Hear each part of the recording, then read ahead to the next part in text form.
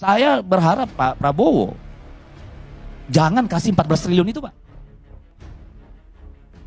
Jangan kasih 14,5 triliun itu untuk tahun 2025. Supaya apa? Bukan supaya mangkrak. Karena tidak ada target kita 3 tahun nih barang jadi. Gak pernah itu menjadi konsensus nasional. Itu mimpinya seorang Joko Widodo. Realitanya tidak mungkin dipaksakan.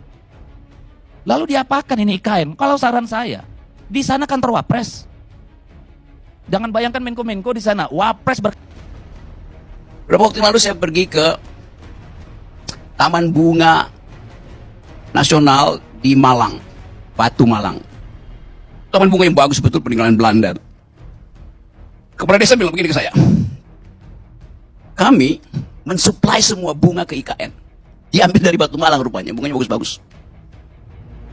Terus apa masalahnya, Pak? Sampai sekarang kami nggak dibayar. Taman bunga itu, kebun bunga itu dimiliki oleh 15.000 rakyat dalam bentuk operasi. Ditipu.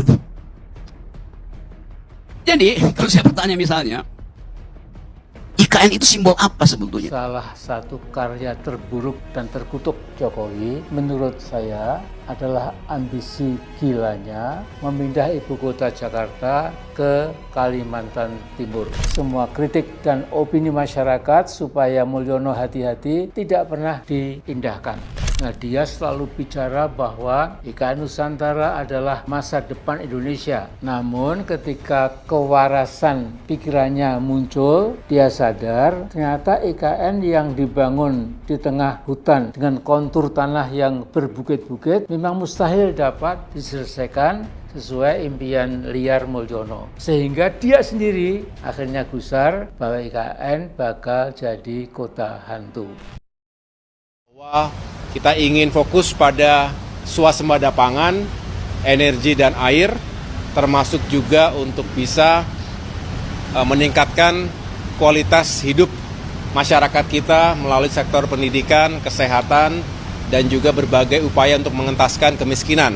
Dan program makan bergizi gratis yang juga diharapkan bisa meningkatkan kehidupan masyarakat, terutama generasi penerus kita, anak-anak kita. Jadi infrastruktur dalam hal ini akan memberikan dukungan penuh dan diprioritaskan untuk mewujudkan target-target nasional tadi. Bukan berarti kemudian infrastruktur dinomor duakan, justru kami harus melakukan prioritas ulang, paling tidak melakukan penyesuaian-penyesuaian agar yang menjadi prioritas utama dari pembangunan nasional 5 tahun ke depan, terutama juga di awal-awal pemerintahan Presiden Prabowo Subianto ini bisa kami dukung dengan baik. Nah, terkait dengan IKN, ini juga sudah dipastikan akan dilanjutkan dan beliau sendiri juga sudah memastikan akan ada alokasi anggaran besarannya kurang lebih 48,8 triliun rupiah 2025 hingga 2029 ini tentu nanti digunakan sesuai dengan petahapan dan juga rencana yang telah ditetapkan sejak awal. Dan kaitan dengan kelanjutan pembangunan, khususnya kawasan legislatif dan juga kawasan judikatif, ada beberapa yang perlu terus disempurnakan. Tadi juga dihadirkan tim desain atau tim penguatan basic design, yang juga merupakan tim yang sebelum ini sudah bersama-sama dengan Kementerian PU untuk merancang lokasi ataupun merancang pembangunan kawasan inti pusat pemerintahan. Yang kita tahu Istana Negara, Istana Garuda juga sudah dirampungkan. Nah, sekarang fokus pada pembangunan kawasan dan fasilitas legislatif dan juga judikatif. Jadi ada beberapa penyesuaian yang masih membutuhkan waktu, tentunya mudah-mudahan tidak lama lagi bisa difinalisasi dan tentunya setelah itu bisa segera dibangun. Jadi itulah yang menjadi fokus pembahasan rapat terbatas tadi sore dan kami juga akan melaporkan perkembangan berikutnya pada kesempatan pertama kepada Bapak Presiden. Udah ditunggu lama untuk bertemu dengan narasumber ini. Kalian pasti juga tahu kalau saya ngeliat di TikTok, di media sosial ini penggemarnya banyak di kalangan milenial and Gen Z. Siapa lagi kalau bukan Pak Basuki Hadi Mulyono, sekarang Kepala OIKN, Otorita Ibu Kota Nusantara. Pak Basuki, gimana nih? Jadi lebih banyak di IKN atau lebih ke Jakarta nih? Ya, saya kira kantor OIKN sudah selesai baru bulan Februari ini selesai. Jadi kami sudah persiapan untuk seluruhnya pindah ke IKN. Selama ini ada 3 kantor kami di Jakarta, Balikpapan, dan IKN. Dengan selesainya kantor OIKN sekarang, saya sudah bersepakat dengan seluruh rekan-rekan saya, teman-teman saya di OIKN untuk pindah. Pindah semua ke sana? Iya, kami sudah punya menempati beberapa rusun yang sudah dibangun oleh Kementerian PUPR sebelumnya untuk ditempati oleh para karyawan OIKN. Jadi nantinya akan lebih lama di sana. Nah, jadi kalau dari segi struktur organisasi, dari segi besaran ya, organisasi OIKN itu sebenarnya berapa orang sih Pak? Termasuk sekarang kepalanya? Ini yang sampai tahun 2024 sebelum ada penerimaan CPNS 2024 yang akan masuk pada bulan April nanti ada sekitar 500 orang. 500 orang. 500 orang dari pegawai negerinya sekitar 290-an orang, yang lainnya yang non ASN dari P3K, PPN, PM dan sebagainya yang nanti akan tersaring dengan adanya kebijakan nasional tentang kepegawaian ini. Oke.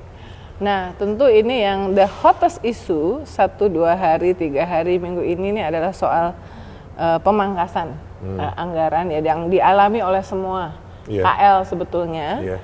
Dan tetapi untuk OIKN ini kan sudah diputuskan ada 48,8 triliun untuk 5 tahun ini ya di era Pak Presiden Prabowo. Konsekuensinya apa itu? Jadi ya seperti yang disampaikan oleh Pak Menko AHY pada saat ratas tanggal 21 Januari, kemudian dikembali ratas lagi pada tanggal 3 Februari yang lalu. Jadi Bapak Presiden telah menugaskan pada kami untuk menyiapkan, menyelesaikan ekosistem untuk yudikatif dan legislatif.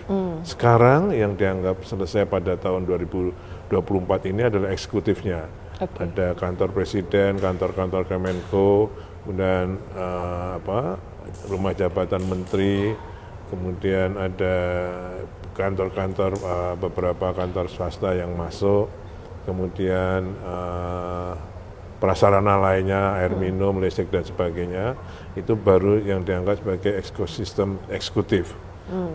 Bapak Presiden mempunyai target, cita-cita, keinginan agar IKN ini menjadi ibu kota politik pada tahun 2028. Dan saya tanya apa itu ibu kota politik, beliau menyampaikan ya semua ekosistemnya yudikatif, eksekutif, dan legislatif sudah siap untuk beraktivitas di sana.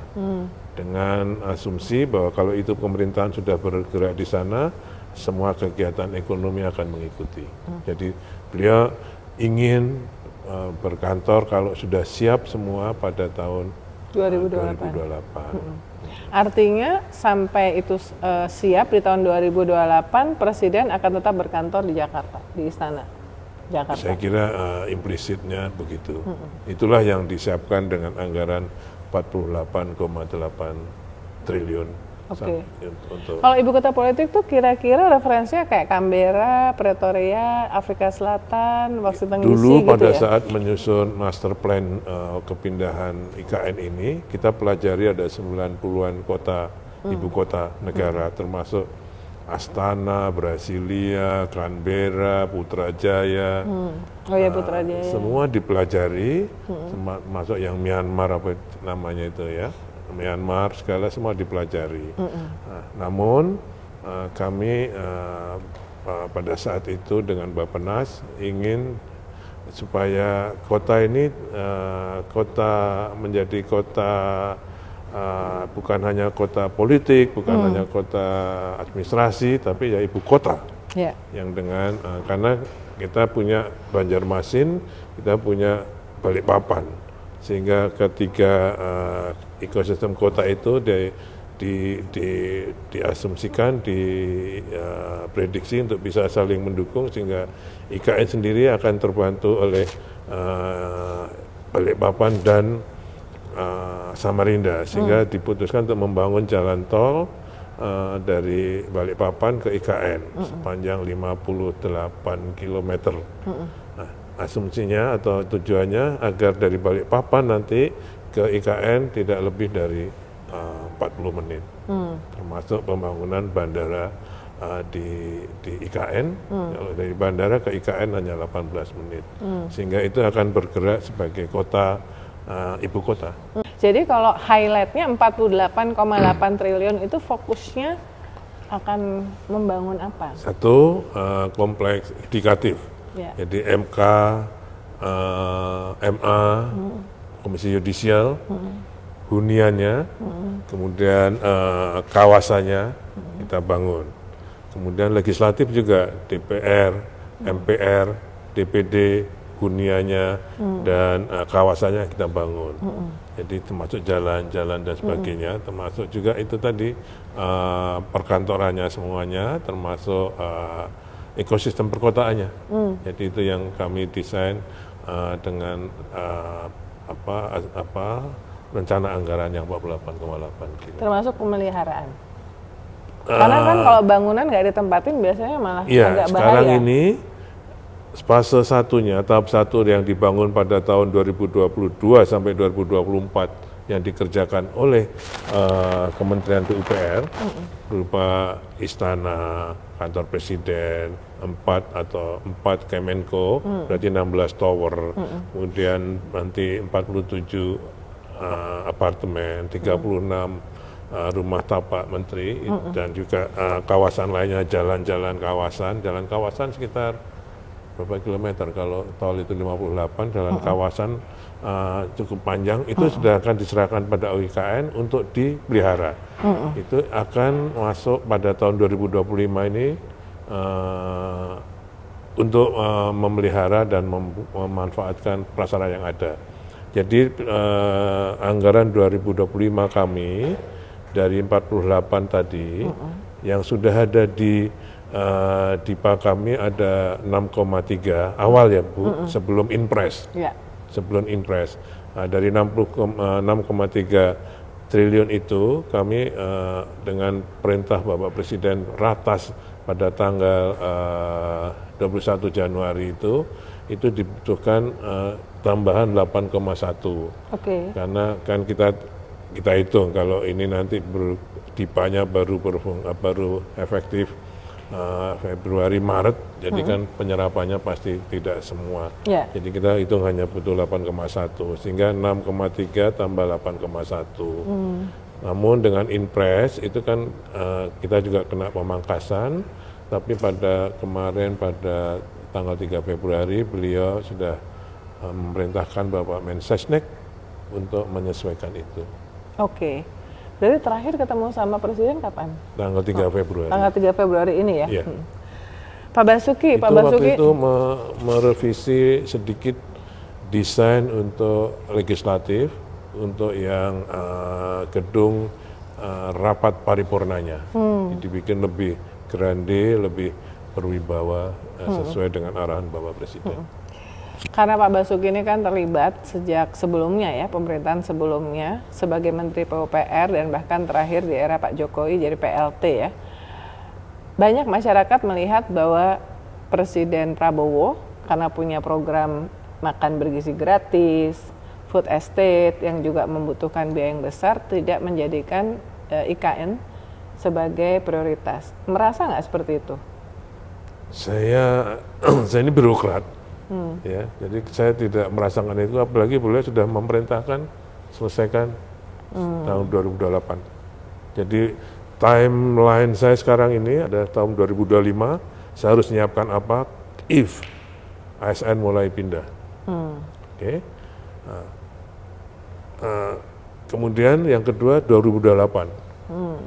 Apa yang harus saya siapkan untuk menjadi ibu kota politik? Itu tidak hanya fisik saja, Bu. Menurut saya juga dengan para deputi saya kita rapat, tidak hanya menyiapkan prasarana dan sarana, tapi juga menyiapkan bagaimana nanti ASN sebagai ibu kota negara. Ya, karena dulu tujuannya membangun IKN ini tidak hanya memindahkan orang atau fisik, tapi juga termasuk cara kerja, teknologinya, budaya. Sehingga itu saya pegang, sehingga kami juga diskusi dengan Pak Andrinov, ya, Pak Aldo, Ali Dohang, apa ini yang saya maksudkan dengan itu. Ternyata orang yang lebih berdisiplin, harus taat hukum, ada cepat, birokrasi yang cepat, ya itu yang harus kita terus mulai. Sustainable juga Ya, ya. jadi tidak hanya fisiknya, tapi juga termasuk masyarakat. Misalnya masyarakat Sepaku, dia harus kita siapkan apanya. Kami misalnya, kalau prasarananya kami merenovasi beberapa sekolah di sana.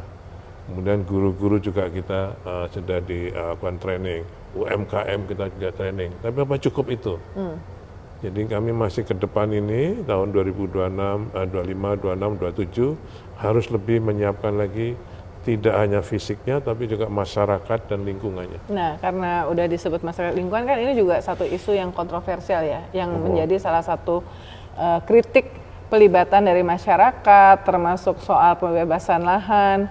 Ketika Agus Yudhoyono baru jadi Menteri ATR BPN, dia ke sana, dia yang dia sampaikan adalah ada 2.000-an hektar lahan yang ternyata masih bermasalah karena masih dimiliki, ternyata sudah ada pemiliknya. Nah, gimana tuh update-nya sekarang?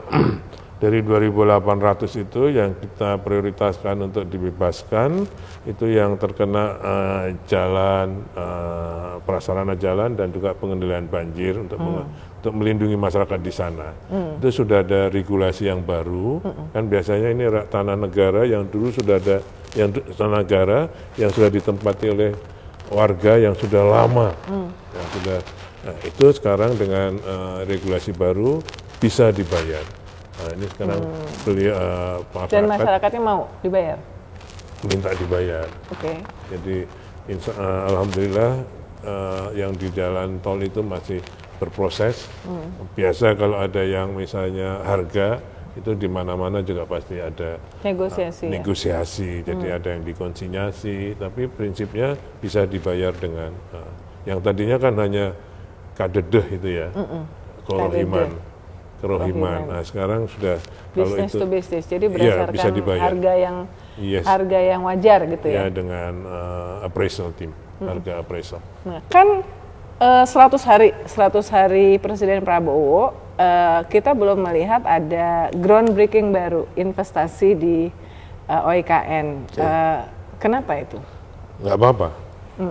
Jadi walaupun tidak ada groundbreaking, kami sudah mulai. Jadi di tahap 2 ini tahun 2024 sampai 2028 ada 3 skema pembiayaan untuk pembangunan di IKN. Pertama dari APBN langsung, yang tadi disampaikan bahwa sudah disetujui oleh Bapak Presiden 48,8, yang tahun ini kami mengusulkan. Kami sudah kirim surat ke Menteri Keuangan dan Mensesnek. Mudah-mudahan nanti bisa kita proses mulai minggu depan. Hasilnya kita belum tahu, mudah-mudahan disetujui karena itu sesuai dengan perintah Presiden. Itu untuk membangun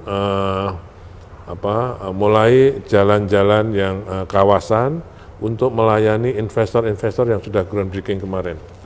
Waktu groundbreaking kan masih konektivitasnya masih jalan terkerasan. Nah, sekarang dengan APBN ini kita mulai dengan pengaspalannya atau dengan rigid. Jadi dengan APBN. Yang kedua kita juga sudah mulai dengan KPBU. Kerjasama pemerintah dan badan usaha ada untuk membangun 109 rumah tapak dan 90 7 rusun. Itu untuk KPBU-nya. Dan juga ada jalan-jalan dan MUT-nya. Itu totalnya ada yang sedang diproses oleh Deputi Pendanaan dan Investasi kami, itu ada 60 triliun. Kemudian skema yang ketiga, yang Untuk direct, yang KPBU ini? Yang 60 triliun ini yang KPBU? KPBU, jadi yang APBN ada 48,8 sampai 2028, nanti KPBU-nya ada 60, dan ini pasti akan bertambah terus karena ini baru yang proses sekarang. Kemudian yang direct investment dari swasta, yang siap untuk di groundbreaking sebetulnya, itu ada sekitar 6,9 triliun untuk hotel, untuk restoran, sederhana. Oh iya, termasuk? Oh iya, itu sudah mulai. Tapi rumah makan Padang yang nggak ada cuma di bulan aja, Pak. Yang Ibu, yaitu Mbak, itu ya di IKN ini sekarang ini sudah jadi destinasi. Jadi kemarin Januari itu pengunjungnya ada 60.000 orang. Kebanyakan dari sekitar atau dari luar Dari luar Kalimantan juga, dari Sulawesi, Manado, Makassar. Ya. Berarti mereka itu sekarang juga butuh makan. Ya, jadi saya kira restoran-restoran sekarang sudah ada restoran kampung kecil sudah mulai buka di sana. Ya, kalau Alfamart sudah banyak di sana. Oke. Jadi untuk itu ada 6,9 triliun dari investasi swasta. Kami juga Menteri PU, Menteri Pekerjaan Umum telah mengusulkan pada Bapak Presiden untuk meresmikan beberapa prasarana yang sudah diselesaikan kemarin. Nah, bersamaan dengan itu kami mengusulkan untuk yang swasta tadi di groundbreaking. Pada saat kunjungan Presiden? Iya, kami menunggu jadwal beliau. Tapi menurut beliau jangan nunggu saya kerjakan. Jadi ini kami kerjakan untuk yang ya. Jadi beliau pengennya juga meresmikan. Tapi untuk yang groundbreaking jangan nunggu, silakan kerjakan. Jadi bukan karena nggak ada groundbreaking terus. Soalnya daripada nanti groundbreaking tapi ternyata nggak kejadian, mendingan sudah ada barangnya dulu ya. Ya. Okay. Ini yang tadi perumahan-perumahan, apakah termasuk yang sempat disampaikan oleh Menteri Perumahan Marwara Sirait bahwa ada yang rencana udah bilang mau bangun rumah, tapi kok nggak groundbreaking Bukan, ini itu akan yang dikejar? itu yang besar-besar dulu. Oke. Ya, udah ada beberapa hotel, tapi mereka bank-bank misalnya, ada 6 bank yang ini mulai April ini bank-bank kami sudah lakukan sebenarnya dengan yang groundbreaking.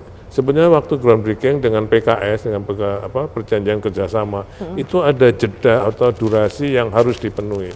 Cuman menurut Pak Maurar itu bagus menurut saya masukannya.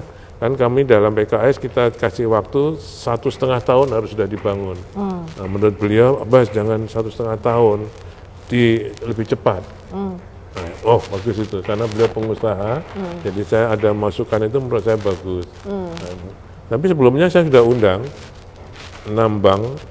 Mereka masih committed? April ini semua mau bangun. Mulai bangun ya? Iya, karena ada perencanaan, juga ada kurasinya perencanaan. Jadi sekarang kemudian untuk detail desain untuk tanahnya. Ya. Nah, mereka sudah berkomitmen mulai April ini mereka bangun karena kuartal pertama atau semester 1 2026 akan sudah mulai operasi. Mandiri, BNI, BRI, Kaltara. Kaltara ini Bank Kaltara? Bank Kaltara Kaltim, tidak ada. BCA, ya, itu sudah ada, kami undang-undang, yang sudah groundbreaking, mereka. Nah, yang sudah groundbreaking itulah, makanya kami bikin jalannya untuk bisa sebagai konektivitasnya. Infrastrukturnya ya. Apa respons dari Kepala WIKN ini? Kalau dengan perintah Bapak Presiden pada ratas itu, insya Allah tidak akan terjadi mangkrak seperti Hambalang. Okay? Insya Allah tidak, karena memang beliau tegas memerintahkan, apalagi sudah menyiapkan anggaran besar seperti itu, masa mau mangkrak, ya kan? Nah, itu menjadi tanggung jawab saya untuk mewujudkan cita-cita. Mudah-mudahan kalimat saya nggak salah, cita-cita kita semua untuk mempunyai ibu kota yang baru di IKN. Insya Allah.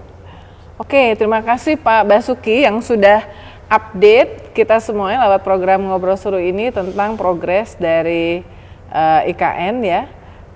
Kita tentu gini, seberapapun kritik masyarakat kepada program ini, karena sudah terlanjur banyak sekali dana yang digelontorkan di sana, pasti sangat sedih kalau sampai ini nggak jadi kan. Jadi tentu kita bukan oh ini sudah terlanjur, enggak.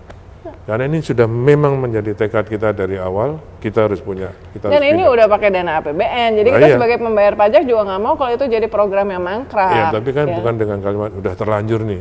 Ya memang udah terlanjur kan Pak. Ini tekad kita jadi. Iya kan, jadi karena ada contoh mungkin ya tadi sebagainya selalu dibandingkan tuh dengan program mangkraknya Hambalang ya.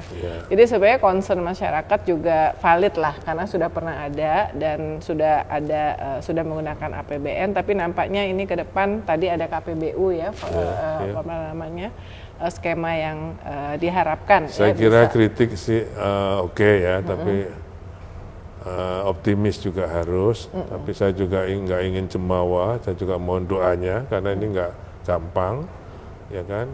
Saya kira saya harus jujur bahwa kami ini belum pernah, walaupun di PU sudah 45 tahun, sebagai menteri 10 tahun, nggak pernah belum punya pengalaman membangun kota, membangun bendungan, mungkin saya berpengalaman, membangun jalan, pengalaman dari teman-teman Bina Marga.